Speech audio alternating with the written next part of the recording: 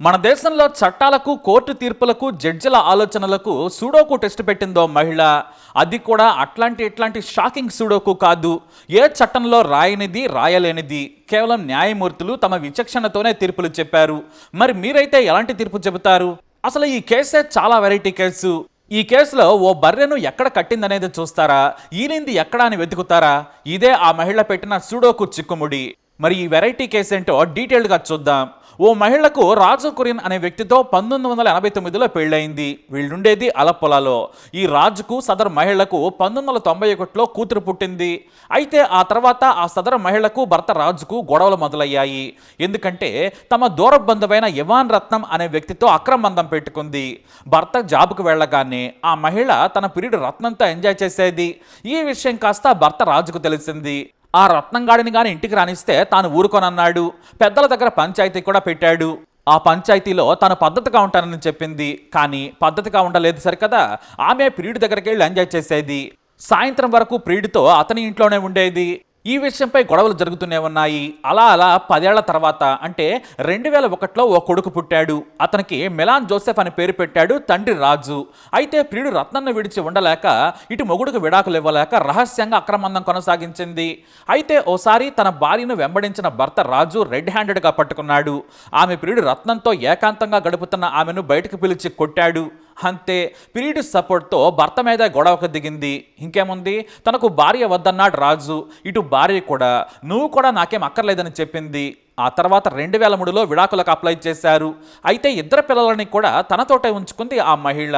ఇక తనకు పెళ్ళైనా కూడా చిన్నింటిని మెయింటైన్ చేస్తూ వచ్చాడు ఇవాన్ రత్నం. ఇటు మహిళ కూడా చిన్న జాబ్ చూసుకొని ప్రియుడితో ఎంజాయ్ చేసేది. 2006లో విడాకులు కూడా మంజూరయ్యాయి.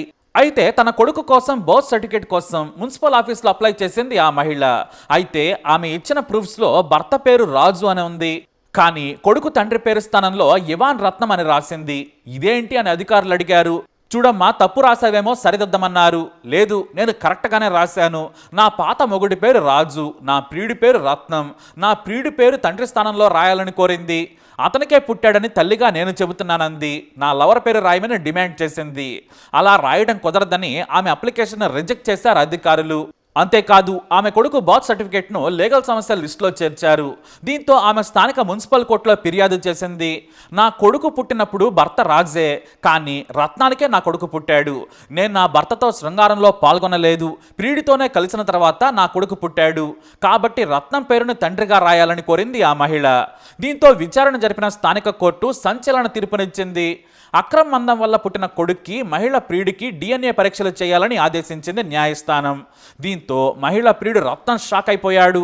పైగా మహిళ కొడుకుకు జీవన భృతి కూడా ఇవ్వాలని కోర్టు ఆదేశించింది. దీంతో నేను ఒప్పుకోనన్నాడు ఇవాన్ రత్నం. ఎందుకంటే అతనికి అప్పటికే భార్య పిల్లలు ఉన్నారు. ఇప్పుడు కానీ ప్రియురాలి కొడుకుకి తండ్రి తానేనని ఒప్పుకుంటే ఆస్తిలో వాటా ఇవ్వాల్సి వస్తుంది. పైగా భార్య కొడుకులు రత్నాన్ని అప్పటికే తన్నారు కూడా. తాను ఒప్పుకోనని హైకోర్టుకు వెళ్ళాడు రత్నం. ఎందుకంటే ఏదో మోజులో ఎంజాయ్ చేశాడు, కానీ తన మొదటి ఫ్యామిలీకి ఆస్తులకు ఎసరొస్తుందని ఊహించలేదు. కానీ అతని లవర్ మాత్రం తెలివిగా రత్నాన్ని ఇరికించేసింది. తాను తండ్రిని కాదని హైకోర్టుకు వెళ్ళాడు. అక్కడ కూడా మహిళ అదే చెప్పింది. నా కొడుకుకు తండ్రి రత్నం, నా భర్త కాదు అని చెప్పింది. ఇంకా పచ్చిగా తాను భర్తతో శృంగారంలో పాల్గొనలేదు, ఇతనితోనే కలుసున్నాను. కాబట్టి నా కొడుకుకు నిజమైన తండ్రి రత్నమే, కావాలంటే DNA పరీక్షలు చేయాలని కోరింది. అయితే హైకోర్టు ఆమెకు దిమ్మ తిరిగే తీర్పునిచ్చింది.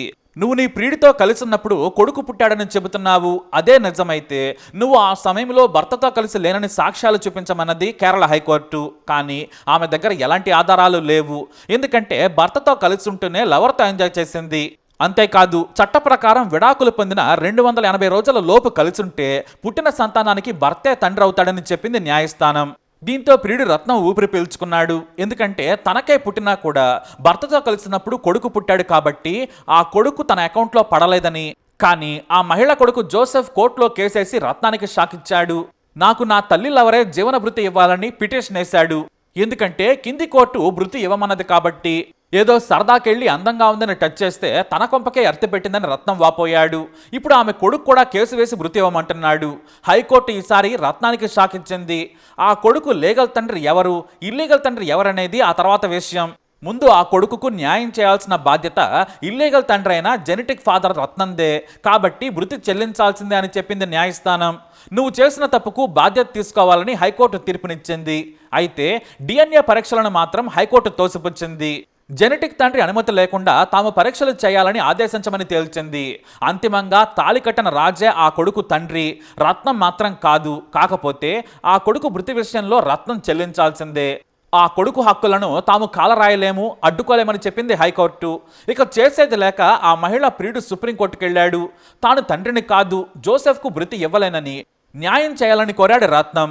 ఈ కేసును చూసి సుప్రీంకోర్టే షాక్ అయింది. ఎందుకంటే మహిళ భర్త రాజు, కానీ కొడుకు పుట్టింది ప్రియుడికి. మరి ఆ కొడుకు ఎవరికి చెందుతాడు అనే దానిపై చట్టాలను మొత్తం తవ్వితీశారు. UK, US, Indonesia, Sri Lanka, France, Germany సహా ఇతర దేశాల్లోని చట్టాలను సుప్రీంకోర్టు లాయర్లు తిరగేశారు. అన్నింటినీ అర్థం చేసుకున్న తర్వాత సంచలన తీర్పునిచ్చారు. అంతేకాదు, ఈ తరహా కేసులు దేశంలో ఎక్కడ వచ్చినా కూడా ఇదే తీర్పు ప్రామాణికం కానుంది. అందుకు సెక్షన్ 112ను ప్రస్తావించింది supreme court. Both during marriage conclusive proof legitimacy ఆధారంగా తీర్పునిచ్చింది. పితృత్వం, న్యాయం విషయంలో చాలా క్లియర్గా తీర్పు చెప్పింది.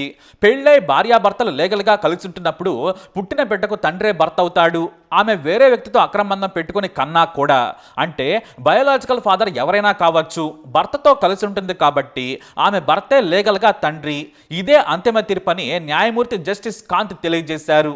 ఈ తీర్పు భవిష్యత్తులో ఎవరు నిజమైన తండ్రి అనే చర్చకు దారి తీయకుండా, పిల్లలు ఇబ్బంది పడకుండా ఉంటుందని తెలిపింది. అంతేకాదు, ఆ మహిళా భర్త ఆస్తులు ఆ కొడుకుకు వారసత్వంగా చెందుతాయి. జెనెటిక్ ఫాదర్తో సంబంధం లేదు అని తీర్పు చెప్పేసింది. ఒకవేళ భర్తే తనకు ఆ బిడ్డ పుట్టలేదని సవాల్ చేస్తే మాత్రం దానికి కూడా తీర్పు చెప్పింది కోర్టు. తన భార్య గర్భవతి అయిన సందర్భంలో భార్యతో కలిసి లేనని నిరూపించుకోవాలి. సరైన ఆధారాలు కూడా చూపించాలి. లేదంటే ఆ బిడ్డకు తండ్రి అతనే అవుతాడు. కాబట్టి ఇందులో చిక్కుముడిలేవీ లేకుండా క్లియర్గా తీర్పునిచ్చింది సుప్రీంకోర్టు. అయితే ఈ తీర్పు ద్వారా రత్నం హాయిగా ఊపిరి పీల్చుకున్నాడు. ప్రియురాలిని వదిలేసి తన భార్య పిల్లలతో బ్రతుకుతున్నాడు. కానీ ఇటొచ్చి ఆమె కొడుకే ఇటు కాకుండా పోయాడు. ఎందుకంటే కోర్టు తీర్పు ప్రకారం తన తల్లి భర్తే తండ్రి. కాకపోతే నా భర్త కొడుకు పుట్టలేదని ప్రపంచమంతా వినేలా చెప్పింది.